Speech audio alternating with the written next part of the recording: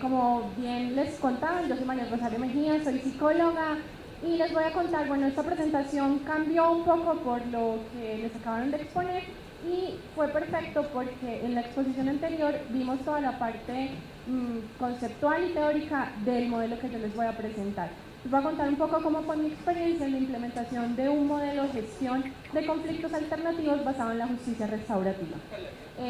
Algunos de ustedes hacían las preguntas le hacían algunas preguntas de cómo se podía implementar las prácticas restaurativas en las instituciones escolares.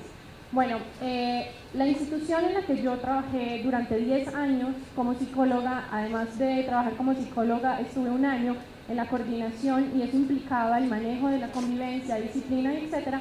Me vi en la necesidad de plantear un modelo diferente porque veíamos a los padres, algo que yo rescato muchísimo de la educación colombiana es que los padres son fundamentales en la educación. No, bueno, yo soy mamá, tengo un hijo de 13 años y no he visto eso en el Ecuador, en la educación que hay aquí. Puede ser algo súper particular, pero no lo he visto. En cambio, en donde trabajaba, la familia era supremamente importante. Teníamos la escuela de padres en la que formábamos a los papás en todos los temas, papás y mamás, en todos los temas que eran súper importantes para nosotros como institución. Al poder escuchar permanentemente a los padres y a los estudiantes con respecto al modelo o al manual de convivencia que teníamos en la institución, nos vimos en la necesidad de crear algo diferente, algo que realmente respondiera a las necesidades de papás, mamás y estudiantes. Y esta propuesta justamente fue un modelo paralelo al manual de convivencia que permitiera y que se basara en la justicia restaurativa con todas las estrategias que nos comentaron. Estrategias tanto formales como informales. ¿Cuál fue la diferencia? Que nosotros, para poder convencer a la institución, a las autoridades, a la rectora, a los padres, de que este modelo podía funcionar, tuvimos que hacer primero todo un proceso de sensibilización, de contar qué era la justicia restaurativa, porque así como en el Ecuador, en Colombia apenas se está hablando de justicia restaurativa desde el 2005 y no hay cosas muy claras, y muchísimo menos en las instituciones educativas. No hay instituciones educativas en Colombia que tengan planes como estos, entonces esto era una cosa totalmente novedosa. Logramos convencer a los padres, logramos convencer a las autoridades de implementar este programa. Este programa entonces partió de una sensibilización donde educamos a las autoridades, a toda la comunidad educativa sobre la justicia restaurativa. Ese fue el pilar. ¿Qué era la justicia restaurativa? ¿Cuáles son sus principios y cuáles son sus valores? Que pues lo vimos también en la presentación anterior. Cuando ya logramos esa parte de sensibilización, hicimos todo el proceso de prevención. Entonces, otra de las cosas que se puede rescatar o que yo rescato del proceso que tuve anteriormente era que yo como psicóloga tenía trabajo todas las semanas, pues todos los cursos desde sexto hasta 12, que viene siendo como la educación general básica, los últimos años de primero, segundo y tercero de bachillerato. Yo trabajaba con todos los estudiantes en una asignatura que se llamaba Proyecto de Vida y otra asignatura que era ética. Dentro de la clase de ética veíamos todo el modelo de justicia restaurativa y todas las estrategias de prevención y promoción de una cultura de paz. Ya viendo toda la parte teórica con los estudiantes, toda esta parte de promoción, hicimos la parte de la intervención. ¿La intervención qué implicó? La intervención implicaba diálogos restaurativos que se basaban justamente en las preguntas que vimos. Teníamos diálogos restaurativos según las faltas. Bueno, ahí tuvimos que hacer un ajuste y era que íbamos trabajando paralelamente al manual de convivencia. El manual de convivencia, que no sé si aquí se llama igual, el código, que además ese nombre me parece como un código penal, como algo así, no sé. Entonces, que es algo totalmente punitivo, donde el énfasis se hace en el victimario, no se hace en la víctima.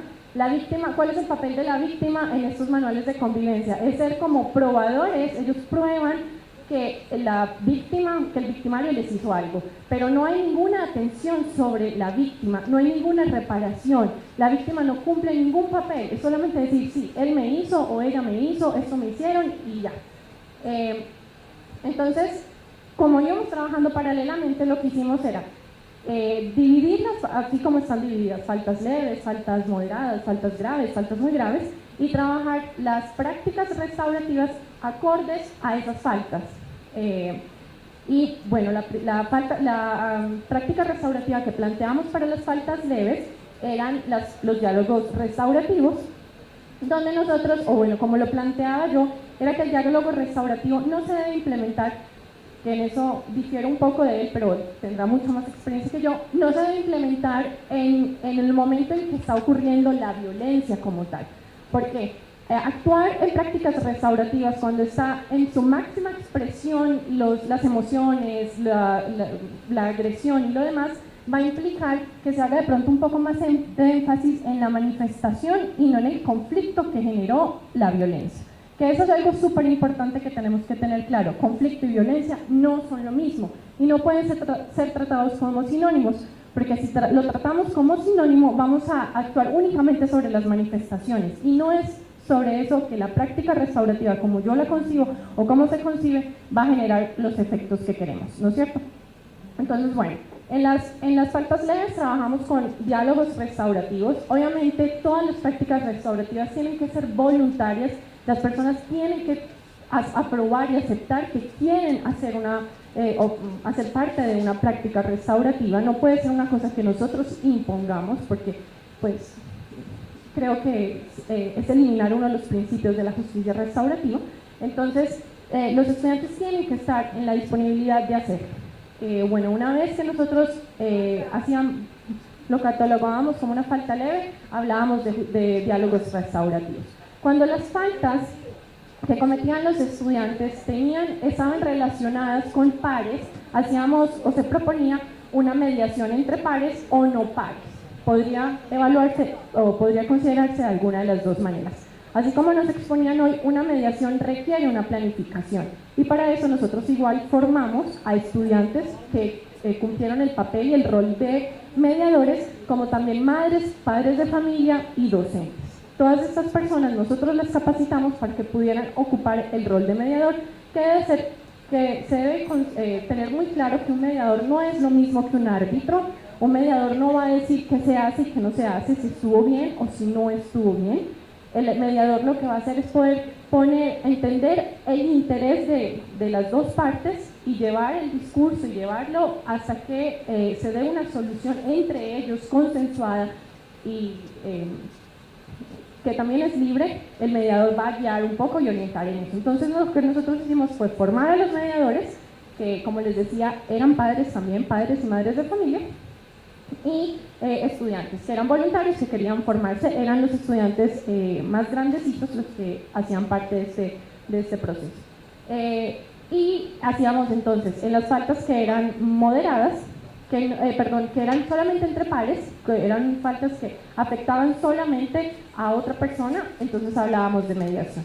Pero cuando ya las faltas que se cometían afectaban no solamente a una persona, sino al aula como tal, el clima del aula, lo que nosotros hacíamos o planteábamos eran círculos de restauración, ¿no es cierto? Entonces en esos círculos participaba todo el aula y el aula proponía también las soluciones, porque la justicia restaurativa parte de un principio muy importante y es que el conflicto que se genera parte también de unas necesidades insatisfechas dentro de la comunidad y por lo tanto afecta a esa comunidad y esa comunidad puede proponer las soluciones. Entonces la justicia restaurativa desde ahí se piensa que el problema no solamente es del individuo, hay algo en la comunidad que no está funcionando bien y que está generando ese efecto en tanto víctimas como victimarios, ¿no es cierto? Entonces cuando el conflicto que se generaba era un conflicto que afectaba el aula o otras aulas, entonces hacíamos círculos, que ya también vimos cómo funcionaban los círculos. Cómo funcionaban los círculos. Y luego, cuando los conflictos, la última metodología que utilizábamos era que cuando los conflictos afectaban no solamente al estudiante o a su grupo, sino que también afecta al papá, a la mamá, a los hermanos, entonces vinculábamos a los integrantes a ser parte de los círculos y de los diálogos que generábamos. Este es un proyecto que está en estos momentos. Yo me vine al Ecuador hace 3 años y el proyecto está en funcionamiento y está en su fase de evaluación, porque cada una de las intervenciones que nosotros realizamos tienen un seguimiento. ¿Por qué? porque se puede llegar a algunos acuerdos, pero esos acuerdos podrían no cumplirse. En el momento en que los acuerdos no se cumplían, se hacía una intervención, ahí sí se hacía la intervención con el manual de convivencia. Si esto no funciona, entonces vamos a aplicar el manual de convivencia porque de alguna manera ya se le dio la oportunidad al victimario de acceder a un modelo o a una gestión alternativa, pero si ya no se cumplía, pues entonces aplicábamos el manual de convivencia, pues igual hacemos parte de una institución educativa donde mantener la disciplina, el orden y la sana convivencia es algo fundamental para el alcance de los objetivos educativos, ¿no es cierto? Entonces, bueno, esas tres estrategias utilizamos y está en una fase de evaluación. Lo que queremos hacer en esta fase de evaluación es medir el impacto y ver si realmente han disminuido o no las manifestaciones violentas de los conflictos, porque es algo súper importante que tenemos que tener muy claro cuando trabajamos en instituciones educativas, es que no queremos eliminar los conflictos, lo que queremos eliminar es la violencia. Una institución educativa donde no se dan conflictos no va a evolucionar, no va a transformarse, no va a cambiar. Necesitamos que los estudiantes, yo amo los estudiantes rebeldes, son los que más me gusta porque son esos los que realmente están en contra de los sistemas injustos, los que no les da miedo enfrentarse a la autoridad y decir esto no está funcionando bien. Hay muchos conflictos, bueno, dentro de mi tesis, que esta fue mi tesis para la especialización, dividí los conflictos en conflictos que se dan entre pares, conflictos interpersonales, conflictos que se dan con el aprendizaje y los conflictos que se dan con el sistema educativo. Y vemos diferentes manifestaciones. Los conflictos que se dan con el aprendizaje, entonces justamente vamos a encontrar el estudiante que está desmotivado, que no quiere participar en las clases, que conversa con los chicos, que interrumpe las clases permanentemente. Vemos los conflictos con el sistema educativo, es justamente el estudiante que se opone a las normas, que no quiere seguir las normas porque no está de acuerdo con ellas, porque le parecen injustas, porque nunca lo tuvieron en cuenta o nunca nos tienen en cuenta para establecer el manual de convivencia a nosotros como estudiantes, hablando de estudiantes. Siempre la autoridad y el sistema educativo es un sistema político. Hay una autoridad muy clara y hay unos estudiantes a quienes la autoridad se puede muchas veces y lastimosamente frustrar a los estudiantes, ¿no es cierto? Y los conflictos que se dan a nivel interpersonal son los conflictos que podemos ver que generan un clima en el aula que es negativo, donde de pronto hay poca comunicación, desunión y demás cosas. Estos tres tipos de conflictos pueden ser trabajados desde una gestión alternativa, desde la justicia restaurativa. Yo sí estoy convencida de que cualquier tipo de conflicto puede ser solucionado a través de la justicia restaurativa, solo que tenemos que cambiarnos el chip y pensar que no todo es punitivo y que queremos hacer cosas diferentes. Yo creo que uno de los fines y los objetivos más grandes que tenemos como instituciones educativas es formar estudiantes autónomos, que se puedan autorregular. Y un manual de convivencia es punitivo, no logra eso. Un manual de convivencia es punitivo, lo que logra es que el estudiante, porque yo lo vivía con mis estudiantes, me decían, aquí lo importante no es la regla, lo importante es que no te pillen, lo importante es que no te vean, si lo hago al escondido, no pasa nada, no me meto en problemas, pero los conflictos siguen ocurriendo ahí y no se construye una ética, no se construye seres humanos autónomos que entiendan que la norma se hizo para una sana convivencia, para poder vivir mejor. Entonces, por eso nosotros, igual como adultos, necesitamos policías, necesitamos a alguien aquí que nos diga tienen que llegar en 10 minutos y ese tipo de cosas. Necesitamos a alguien que todo el tiempo nos esté regulando, necesitamos donde uno poncha el dedo, el biométrico, porque tiene que haber una autoridad diciéndonos si llegamos o no llegamos tarde, si nos tomamos la hora del almuerzo o no la tomamos. Bueno, ciertas cosas así. Entonces creo que la justicia restaurativa es un llamado y que ustedes como, no sé si son docentes, futuros docentes, si hay de todo aquí un poco, pero que podamos revisar este modelo, que podamos revisar estos conceptos para plantearnos algo diferente y plantear una sociedad que realmente cumpla con lo que nosotros queremos como seres humanos. Creo que eso es todo. ¿No es cierto?